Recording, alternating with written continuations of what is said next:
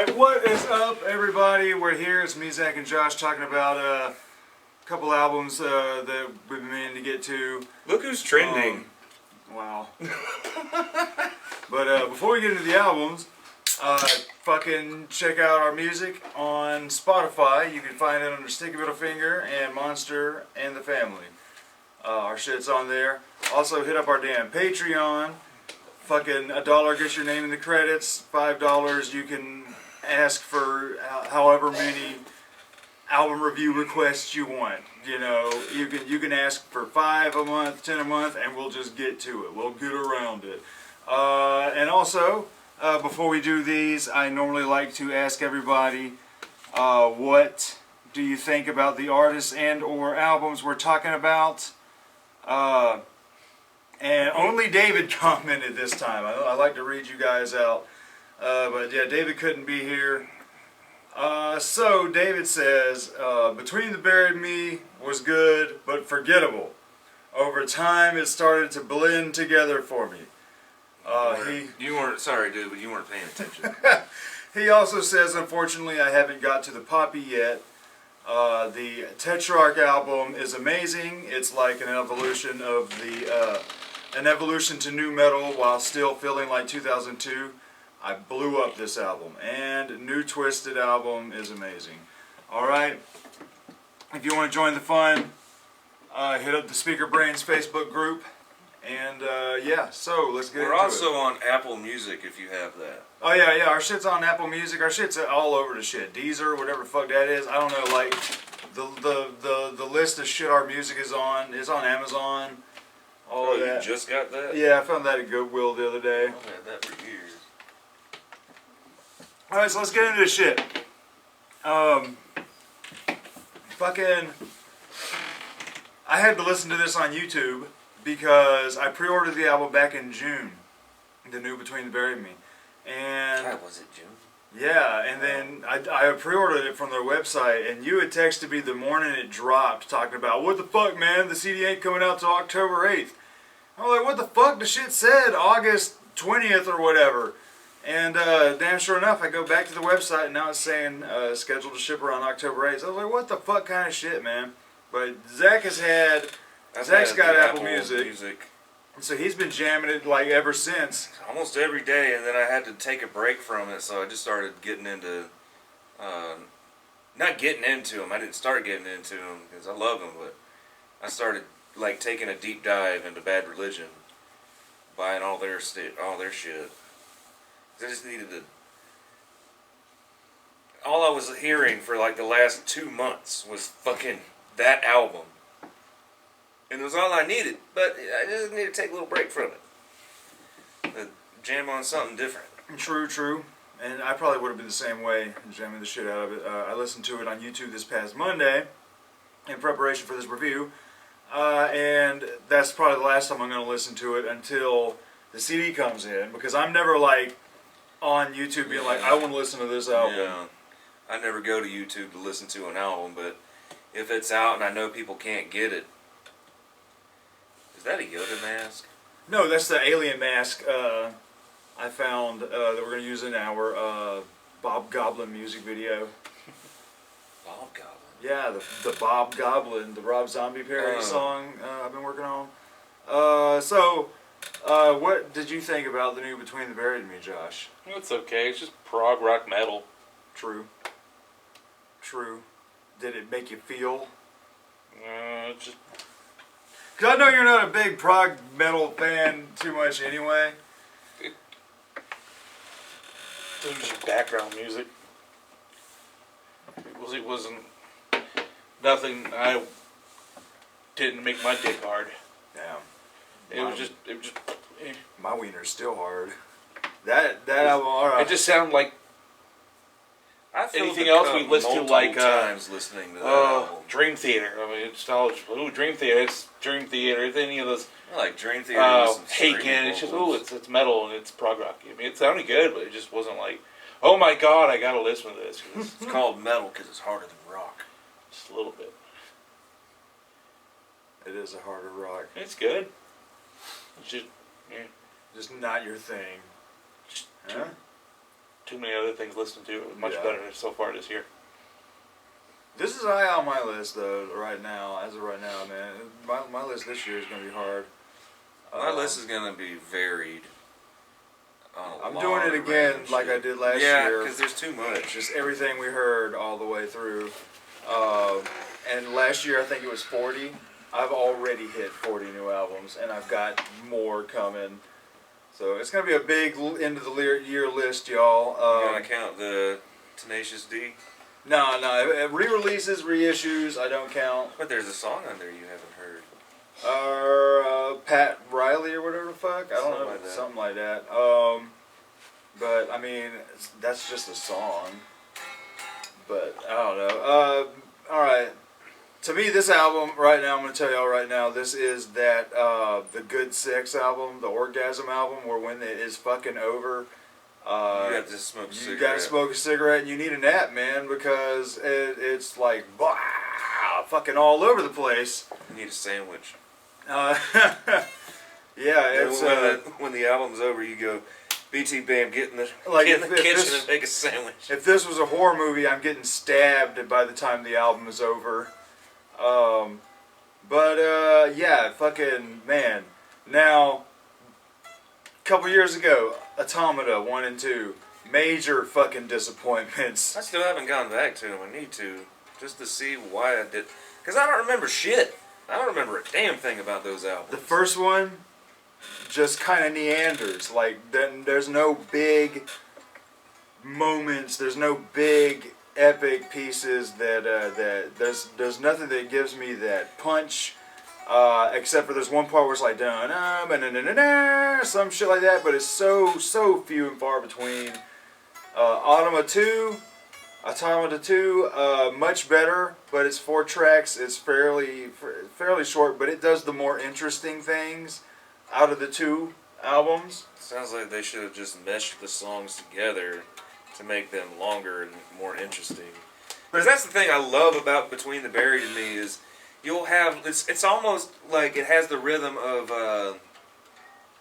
electronica music where it builds and builds and builds and then it drops. Yeah. You know, that Between the Buried and Me do that a lot, where they'll build with the solos and shit and the cool fucking they wacky punch you with stuff, something. and then they drop it and go back into the kind of shit. Yeah, I you know? totally see what you're saying. But yeah, major disappointment with both of those albums, because even though I liked the second album more, it was still like, I've kind of heard you guys do this before. Like, there's no real surprises on either of those, especially coming off of to me, the Ecliptic? epic ass Coma Ecliptic. And now recently I've been listening to all their shit in preparation for this album release. And man, Colors, the original Colors, phenomenal. Like, to me, Yeah. that's when they became Between the Buried and Me. A lot of bands have to go through that growing phase before they find their stuff. And man, they fucking. It was banger after banger after banger after that, and then Automata happened, just major disappointment. And then they do this announcement, Colors 2 coming out, and it's like, oh man, you guys have. That's a fucking great album That to is have to live up to, man. This is like potentially gonna fail. Yeah, this is like you guys. setting yourself up. You're stepping on holy ground, motherfuckers. Y'all need to watch out. And god damn it, did they not deliver, man? All I the gave way. them the benefit of the doubt because I was like, you know, at first my first reaction when it was announced was like, okay, well, you didn't put out a good album last time, so you're like, let's go back to our old catalog and do sequels. Hey, let's do a sequel to something everybody loves. Yeah, remember Colors? Pepperidge Farm remembers. Yeah, but the moment they dropped Fix the Error, that one song alone fucking made up for the massive disappointment that was the Automata series. And fucking, man, just the keyboards, man, and the drums in that song. The banjo. Man, the banjo Fucking in the banjo. goddamn background. But the keyboard and the drums, man, on that song are like the main star. I like the Fucking- bass. Dun, dun, dun, dun, dun, Yeah, dun, like dun, dun. all of it's so good, but like the keyboard and the drums, in this particular song, they're at the forefront. The keyboards are very. I mean, it's obviously old school style prog And it's keyboards, a different kind of vocals on it than they normally use. but it's definitely got massive Emerson, Lake and Palmer vibes, especially with those drums, man. Like I'm thinking of the Greatest Show song, that goddamn "Welcome back, my friends, to a show that never ends." I can Come hear inside. it. I can see that. Yeah. And it's like, damn, man. But then it goes into that, like a 2-minute drum solo, man. Sweet cowbell the whole time. You got fucking just wailing on the goddamn drums. I'm like, damn, dude. For your first single to just about what 30, 40, maybe a minute into the song, we get a 2-minute feeling really long fucking solo for the drums, and it's like I'm fucking cool with this because I know technically Fix the Error is just a snippet of a whole piece. Yeah. And Because so I love how the entire album just flows. that into album itself. flows. Because when I listened to perfectly. it, I never looked at it to see what song it was on. I just turned it on, and it flows seamlessly. I tell you what fucked me up listening to it on YouTube Yeah, I bet. was number one. Did they give you advertisements in between the song? Sometimes.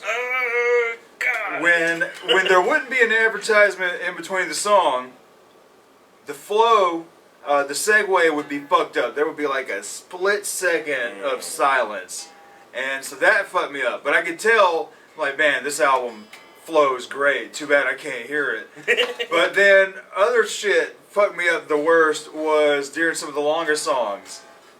Commercials, mid rolls in the fucking like 8-minute tracks and stuff, and I'm like, this is just fucking up my whole goddamn. Jake from State Farm. Right, dude? Like, Jesus Christ. Some Google Fi commercial. I'm like, nah, I'm tired of your Google Fi song. I want to go back to my cool Between the Buried and Me song. But man, all the way fucking through, this album was phenomenal to me, man. And there's that cool folk, like old European folk moment. I love the cartoon sound. The cartoon sound effects. I can't remember what track that was, but you get the fucking little running sounds. God damn it, dude! It's out of nowhere. Like Totally the works. kabong. Yeah, dude. Fucking A, man. I remember Maybe when- that's what David meant. I don't remember any of that. It was when I literally don't. I've listened to this album like 7 or 8 times. I listened to it when it came out. maybe. But you don't remember that shit? I don't remember any of that. Because it's like if you're not paying attention, you won't even notice there, because it goes so fast, and they never do it again.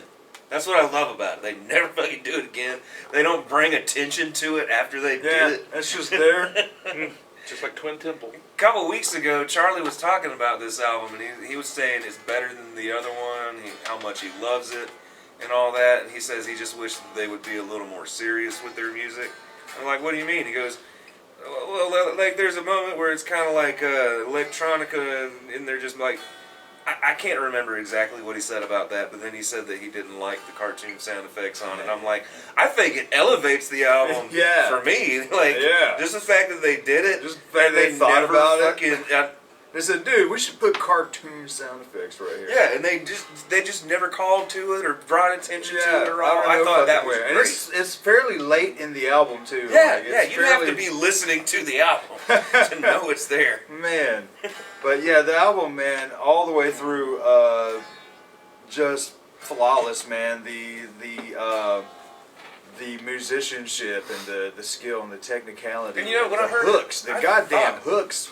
I like how they balance the clean vocals and the scream vocals a lot more, because Coma was definitely a more clean singing Yeah, and there album. was barely any screaming on that one. I like that they balance it, because he's got a cool scream, and I really like his singing and his clean voice. So it's cool getting a nice balance. Where like just everything good about the band has more than one moment to fucking shine. I was thinking that it's amazing that at this point in their career, they're still able to surprise me. Yeah. Like, yeah, every band's gonna have a stinker.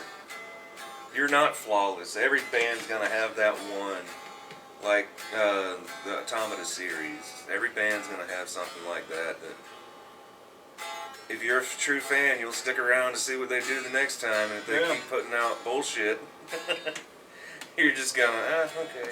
Yeah, because I was worried that, especially after Automata, I was worried that they were just going to be toning shit down as far as technicality. Yeah, because you can't. They can't. I'm sure they can't play like that forever. They're gonna get old eventually. I mean, like, Yes has some new songs out right now. They got a new album coming out. Like, I've heard some of the songs. Like, what? How many people are the original Yes though? There's like a couple of them. Because like when I hear King Crimson is on tour, I'm like, really? But I mean, it's like, and it sounds like the same kind of half prog they've been doing since the goddamn 80s, where it's like nothing's amazing. Or I mean, I wouldn't maybe say 80s, but definitely the 90s. Like it's just kind of, it just sounds like Yes, but it's not what I want.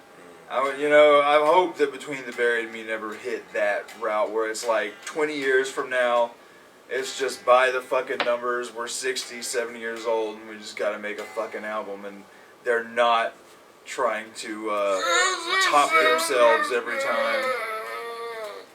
But, yeah. I can see that the bass and the guitars are going to continue as they are, but the drummer, once you hit a certain age, your arms are going to give out on you. God, Jesus, dude. Like, there were so many moments. I hate that I only had a chance to listen to this once. Yeah, but one time leaves a damn impression. Yeah, one time left a damn fucking impression, which is like, damn, can't wait for the fucking CD to come, so I can listen to it more without fucking mid-rolls on your 8-minute songs, man. But damn it, man, every fucking track I love. Just flawless all the way through. Ratings? Yeah, ratings. What do you think, Josh? 7. 7? I guess it could probably be better. I mean, it's good. I don't really rate things. It's hard to rate something I really just. You didn't hear it? Well, no, I heard it. It's just it didn't eventually, it just gets boring to me. I mean, I'm like, ugh.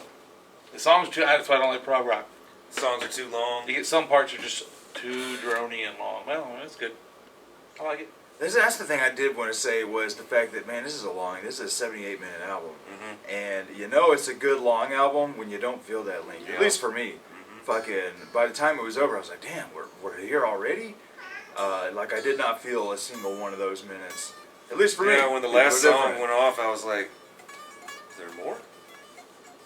Damn, was that it? Yeah. But I'm dropping a 10 on this motherfucker. Yep. This is going to get my new rating of Legendary. It's a do. It's a do. And it's a number 10. If it gets a 10, it gets the Legendary stamp of it's a do. It's a do. And it's got my Orgasm album stamp of approval all the fucking way. I think this is like, did I give any albums a 10 this year? I don't know. I have no fucking clue.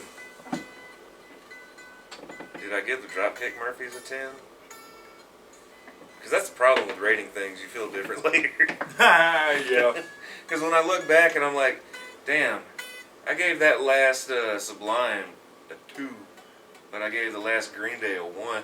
And I'm like, I know I enjoy that Green Day a lot more than I do that Sublime, because I'm glad I'll never have to listen to that one again. The Green Day is like, well, I can listen to Graffiti and be done with it. Yeah. But shit, we'll be back with another album review. What are we gonna do next? Whatever y'all want to do. I guess let's do Tetrarch next.